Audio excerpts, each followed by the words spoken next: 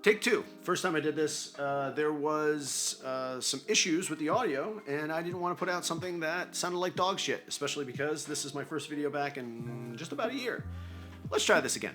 King of Fifth Supply Company sent me this hat. The angle on their company is that they produce hats that are much better fitting than the traditional hat. They brought the dome down. They think about more about the fit than it is necessarily the style, though they do have a bunch of different styles of hats. The contingency here was that when they send me the hat, I want to be able to say exactly what I want to say about the hat, and I don't want to be beholden to anybody in terms of what I actually put out and what I think about the hat. If it's good, I'll tell you if it's good. If it's not, I'll tell you it's not.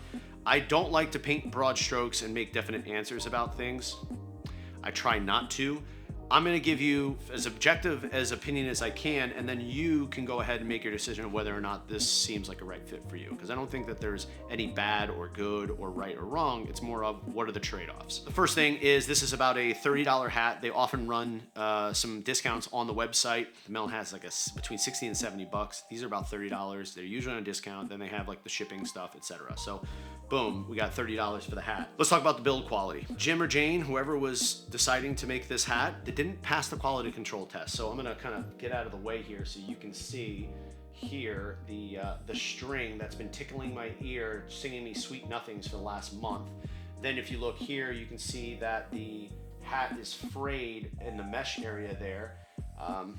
So the quality control department, you might be good at talking to.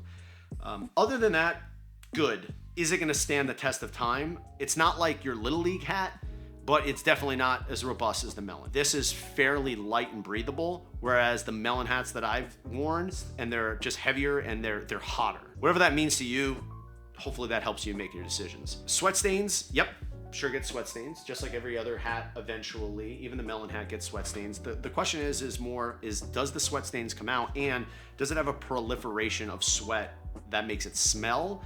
I haven't had any smells from this hat, though there are sweat stains. I haven't washed this one in particular because I wanted to show you guys what this hat looked like after a month of use.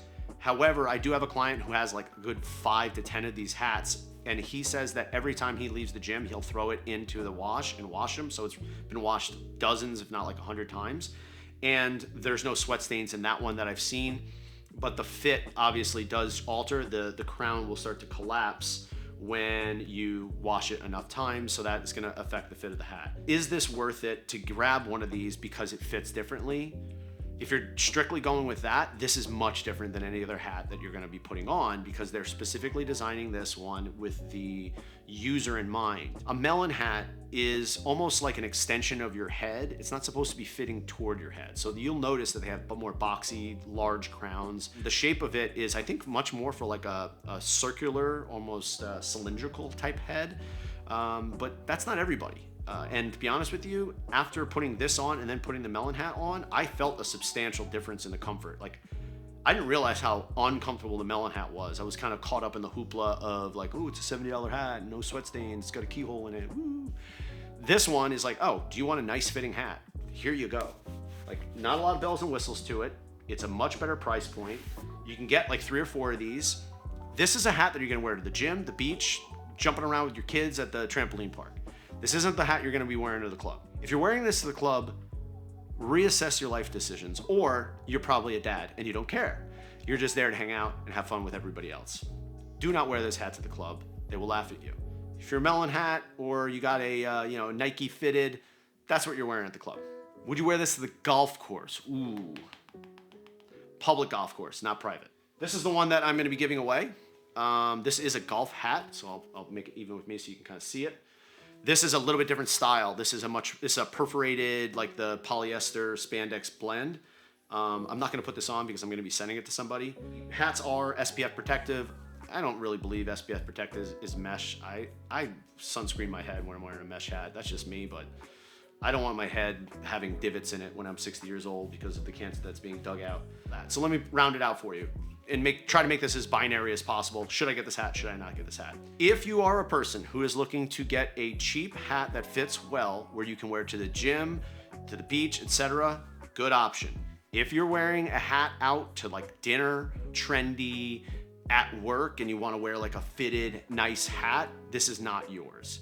get yourself an actual, 5950, I think that's called. Or the last thing I want to comment is, how do you get one of these? I'm going to be sending this to you.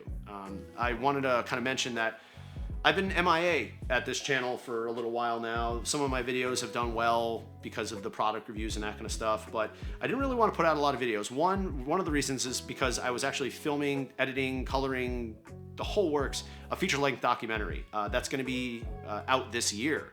I'm spending most of my time doing that, making sure that that was done, to the best of my ability. Currently, it's being reviewed by a bunch of film festivals, so there'll be some information about that. And so I was really dedicating my time toward that. It has to do with some nonprofit stuff and a pretty awesome story. So I'll try to get that out to you guys when I can.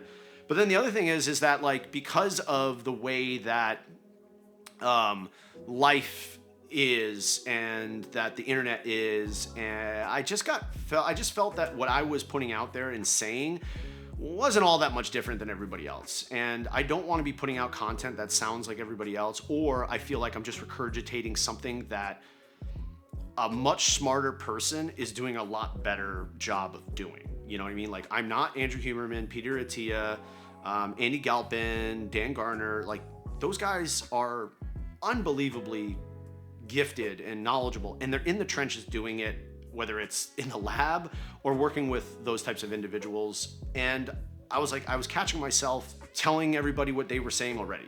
And that's not what I want. I want to have my own perspective. I want to have my own value that I'm bringing to people that's unique.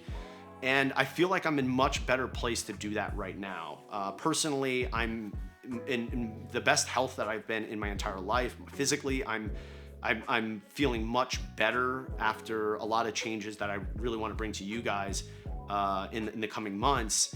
And this is kind of like the kickoff to it. This is the catalyst to it. The clients that I'm working with are seeing amazing results from the changes in perspectives, from the new models that I've been utilizing, how the human body moves, metabolic processes and that kind of stuff. And I feel it's like a full encompassing thing that I don't think many other people are actually doing. So it's something unique that I want to start sharing with everybody here that isn't what you would hear on Huberman, Attia, that kind of stuff. So I'm really excited to start sharing with that, putting out more regular content. It's self-evident. If you find value in this, subscribe. If you don't, just keep going. My goal is to make sure that anything that I put out on this channel is, one, from my own unique perspective that isn't filtered by other voices, but then is layered in with my own experience as well, whether it's me personally doing it or working with the clients that I'm working with. To get this hat, tell me what your worst gym experience ever was. We all have that worst gym experience, whether it was you farted in front of a girl or you spilled your shake in the middle of a locker room or something like that, or your sports bra popped off while you were on the treadmill, whatever that is, okay?